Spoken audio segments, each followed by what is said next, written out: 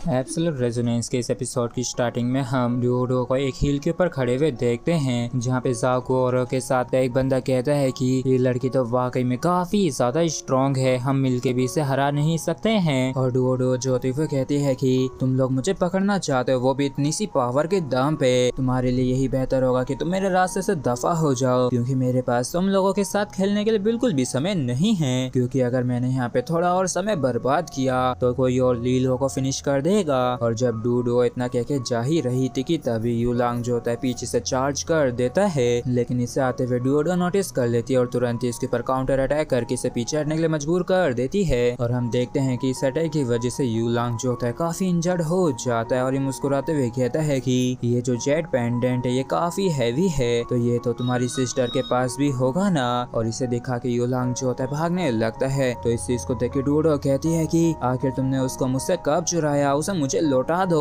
तो यूलांग जो होता है इसे लेके भागते हुए कहता है कि अगर तुम इसे लेना चाहती हो तो मेरे पीछे आओ, और अगर तुम मुझे पकड़ सकी तो मैं इसे तुम्हें दे दूंगा। और इसे भागता देख के डूडो को गुस्सा आ जाता है और ये कहते हैं कि कमीने अब तू तो गया, तुझे जिंदा नहीं छोड़ूंगी, अपनी भलाई चाहता है तो वहीं पे रुक जा। लेकिन इस तरफ यूलांग इसकी एक बात नहीं सुनता और भागने लगता है। और इसे भागता देख के ज़ाको कहता है कि यूलांग सच में एक असली हीरो है, इसलिए मैं बस उम्मीद करती हूँ कि भाई डूडो जो है उसको मार मार के उसका भरता ना बना दे। जिसके बाद हम लीलो के साइड का सीन देखते हैं, जहाँ पे दूसरी पैजुआ ने इसके ऊपर टाइगर जनरल रेजोनेंस 8 बल्क से अटैक कर दिया होता है और इसने वाकई में अपना पूरा जोर लगा के अटैक किया होता है। तो लीलो भी इस अटैक का सामना नहीं कर पाता और इसे पीछे हटना पड़ता और ये परेशान होते हुए सोचता है कि इस बार इसने मुझे पूरी तरीके से आउट क्लास कर दिया है और सच में मैंने इसकी स्ट्रेंथ को अंडरस्टिमेट कर दिया था। और हम देखते हैं कि लीलो जो होता है एक जगह पे आगे लैंड करता है और अपने ही दोनों डैगर्स को जोड़ के से धनुष में बदलने लगता है। और जैसे इसका ये बहुत तैयार होता है तो ये एरो को भी तैयार कर लेता है दूसरी बेईज़बान के ऊपर अटैक करने के लिए। जबकि दूसरी बेईज़बान जो होता है इसी की तरफ आते हुए कहता है कि तुम्हारे पास तो सच में ट्रिक्स की भरमार है, लेकिन ये सारी मेरे सामने बेकार है। और हम देखते हैं कि लीलो ने dual light sky stream arrow से अटैक कर दिया होता है और ये जो एरो होता है काफी खतरनाक तरीके से दूसरी बेईज़बान की तरफ बढ़ने लगता है। और इसे इतनी तेजी से आता देख के दूसरी बेईज़बान भी हैरान होता है और इसे ठीक नहीं लगता है तो तुरंत ही अपने स्पीयर को काफी जोरों से घुमाने लगता है। और जैसे ये एरो इससे टकराता है तो यहाँ पे काफी ज्यादा तगड़ा सा बड़ा सा ब्लास्ट होता है और ये अटैक वाकई में इतना ज्यादा खतरनाक था कि दूसरी बेईज़बान को भी पीछे हटने के लिए मजबूर कर देता है। और ये परेशान होते हुए सोचता है कि इसके बस एक ही एरो ने मुझे पीछे हटने के लिए मजबूर कर दिया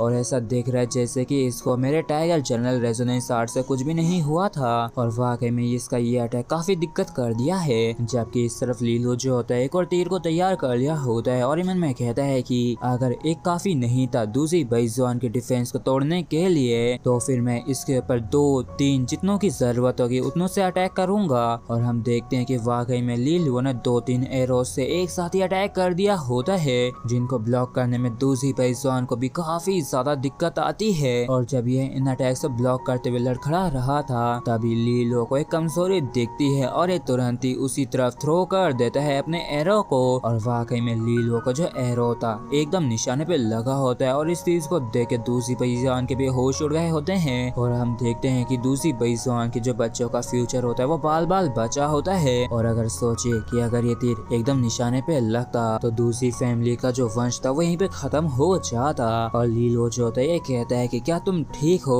और क्या तुम चाहते हो कि इसमें मैं तुम्हारी मदद करूं, क्योंकि मेरे पास एक वाटर रेजोनेंस भी जो कि हीलिंग में काफी ज्यादा अच्छी है। जबकि लीलो की ऐसी हरकत की वजह से दूसरी बेईज़बान को काफी ज्यादा गुस्सा आ जाता है और ये चिल्लाते हुए कहता है कि लीलो अब मैं तुझे जान से मार दूंगा। और इतना कह के ये काफी खतरनाक तरीके से साउंड ब्लास्ट का इस्तेमाल करता है। और जैसे ये साउंड ब्लास्ट का इस्तेमाल करता है तो लीलो को भी काफी ज्यादा दिक्कत होती है और इस मौके का फायदा उठा के दूसरी बेईज़बान ने इसके ऊपर अटैक कर दिया था अपने स्पीयर से। लेकिन समय रहते लीलो वाटर लाइट बुलेट का इस्तेमाल करके इसके अटैक को डॉज कर लेता है। और जैसे ये लैंड करने वाला होता है कि तभी ये काफी सारे पानी को अपने पीछे ले आता है अपने वाटर रेजोनेंस का इस्तेमाल करके। और एक तरीके से ये पानी के ऊपर सर्फिंग कर रहा होता है और वापस से अपने तीर से अटैक कर देता है। तो दूसरी बेईज़बान जो होता है काउंटर अटैक करते हुए चिल्लाते हुए कहता है कि चलो ठीक है आ ही जाओ, मैं भी देखता हूँ कि आखिर तुम कितनी दफा शूट कर सकते हो। जबकि सब लीलो जो होता है ये फ्लोइंग वाटर का एडवांटेज उठाता है और इसे इस्तेमाल करता जाता है अपने और दूसरी के बीच में दूरी बनाए रखने के लिए, जबकि दूसरी बेईमान जो होता है हाथ धो के इसके पीछे पड़ गया होता है और इसका पीछा ही नहीं छोड़ रहा होता है। और जब ये अपने और लीलो के बीच की दूरी को खत्म करने की कोशिश कर रहा था तो इस दौरान इसको इसके अटैक्स को डिफेंड भी करना पड़ रहा था। इस वजह से इसे काफी ज्यादा दिक्कत हो रही होती है और वाकई में इस जंगल में काफी बड़े बड़े ब्लास्ट हो रहे थे और इनकी ऐसी बैटल को टीचर शन दूर से देख रहे होते हैं और मन में कहते हैं कि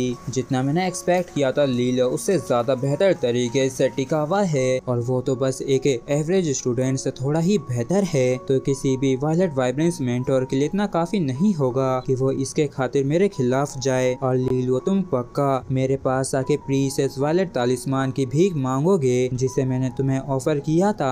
और एक बारी जो लीलो तुम मेरी पकड़ में आ गए तो तुम वो एक कमजोर सी कड़ी बन जाओगे जिसकी वजह से जियांग क्विंग को भी कोऑपरेट करना पड़ेगा। जियांग क्विंग तुम किसी भी हाल में मुझसे बच के नहीं जा सकती हो। जिसके बाद हमें दूसरी साइड का सीन दिखाया जाता है जहाँ पे ल्यू किंगर की एक बंदे से फाइट चल रही थी और इस तरफ हम देखते हैं कि ल्यू किंगर जो होती थोड़ी परेशानी में होती है क्योंकि लड़ने के दौरान जो इसकी बॉडी के अंदर पॉइजन चला गया था वो इसकी रेजोनेट पावर को खाए जा रहा था। और ये बंदा कहता है कि क्विंगर तुम्हें ये करने की कोई जरूरत नहीं है और भले ही तुम्हारा जो ग्लेशियल प्रिजन है वो मुझे कुछ समय के लिए रोक सकता है लेकिन मेरा जो पॉइजन रेजोनेंस है जो कि तुम्हारी बॉडी के अंदर जा चुका है तो वो तुम्हारी बॉडी को काफी बड़ा नुकसान पहुंचा सकता है। तो क्विंगर कहती है कि तुम्हें जो इतना रोक के डिले कर पाई हूँ उतना ही काफी है। तो ये बंदा कहता है कि सच में और भले ही शायद स्कूल पॉइजन को नलीफाई कर दे लेकिन तुम पॉइजन की वजह से काफी लंबे समय तक काफी दर्द में रहने वाली हो। तो क्विंगर कहती है कि हाँ फिर भी मुझे खुशी है। तो ये बंदा जो होता है कहता है कि क्विंगर अब तो मैं तुम्हारे अंदर और भी ज्यादा इंटरेस्टेड हूँ। तो क्या सच में तुम्हारा कोई इरादा नहीं है मेरे साथ डेटिंग शेटिंग करने का?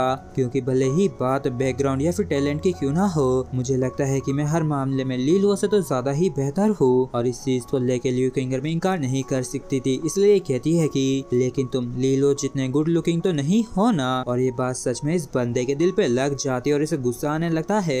जबकि हम फॉरेस्ट में किसी और जगह पे काफी तगड़े ब्लास्ट होते हुए देखते हैं जहाँ पे डुओ ने यू लांग को काफी बुरी तरीके से पीट डाला होता है और ये कहती है कि चलो ठीक है अगर आप तो मरना नहीं चाहते हो तो वो जेट पेंडेंट मुझे लौटा दो। तो यू लांग जो होता है मना करते हुए चिल्लाते हुए कहता है कि अगर हिम्मत है तो मुझे मार दो।